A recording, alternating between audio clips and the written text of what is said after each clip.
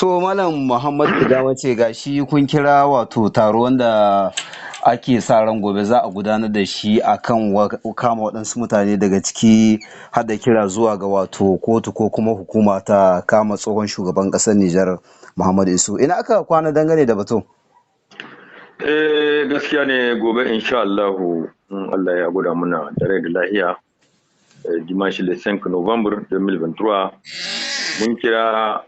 jama'a nan ya mai su hito da PP mutugamu rompuan assembly mun jerin gwano zuwa rompuan da justice. Waɗanne abubuwa ne yasa kuke son mutane su hito domin ku gudanar da wannan jerin gwanon tare da su? Sa muka ce mutane su hito don saboda mu je mu gaya ma CNSP cewa barayin ƙasa waɗanda suka yi almundana da babakere da kuɗin ƙasa da mutuncin ƙasa waɗanda suka gurgunta harkokin demokarasiya barayin ƙasa a kame su kuma shi ogan nasu babban nasu mai gidan nasu kamar Muhammadu Isu shi ma tsohon shugaban ƙasa shi ma a kama su duka a ba koti da ya doma ƙasa da 'yan ƙasa haƙƙinsu. To mene dalilin da ya sa kuka yi kiran mutane su yi to ba ku yi jiran ku ga wani mataki gwamnati za ta ɗauka a kai ba? Don saboda an yi wajen kwana 100 muna jira har yanzu dai ba mu ga an kama wasu daga cikin ɓarayin nan kuma shi ogan ɓarayin Muhammadu Isu tsohon shugaban ƙasa shi ma muna gani shina neman ma ƙasa London cikin harkokin da yadda mulki alhali ko mu a yadda muka tsammani bai kamata ba a ce an yi juyin mulki a ce an yi kwana guda kwana biyu Muhammadu Isu shina nan gidan shi ba a kama shi ba shine harkokin shi ba alhali ko duk wani ɗanyen aiki da an kai Niger duk abin da ma sojawa da suka juyin mulki suka ce maharin da ya sa sun kai wannan juyin mulki duk dalilan umar ba'isan matsalolin shine.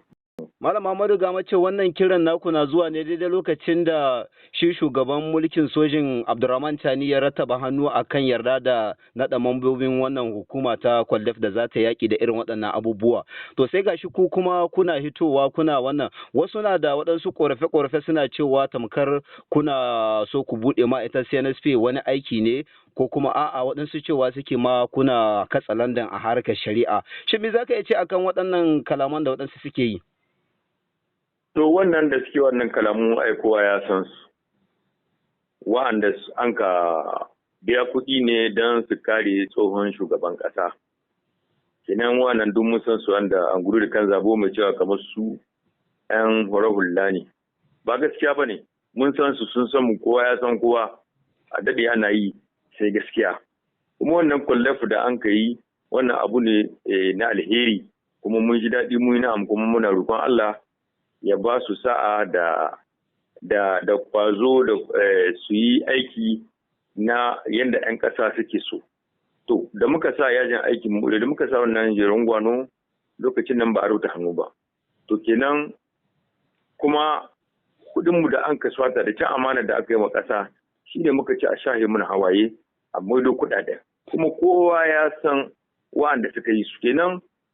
ai ba shiga shigin harkar shirya a mu ga wanda suka swace mu a amso kudaden mu a bamu ga kukan talakawa game da wa'anda sun ka swace su sun ka musu swata. Amma kana ganin haƙaƙku za ta cimma ruwa akan irin waɗannan taruka da za ku rika gudanarwa dangane da shi kama ko kuma kwato ƙaddarorin ƙasa da kuke zargi suna a hannun shi wato tsohon shugaban ƙasar? A insha Allah ba ga shi an sa hannu bisa kwallon ba. An yi kwaldef kuma an kawo kuma a deja an yi nomen mutane kenan in mutane sun ka hito sun ka nuna ga abin da muke so dole kwaldef kenan ita kuma ta yi koke-koken talakawa kenan barayin ƙasa za ta neme su ta amso kuɗin ƙasa kuma musu hukunci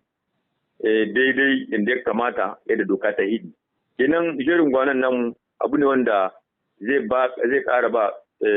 sai na sai ƙari yisis kuma da kwaldaf da an kasa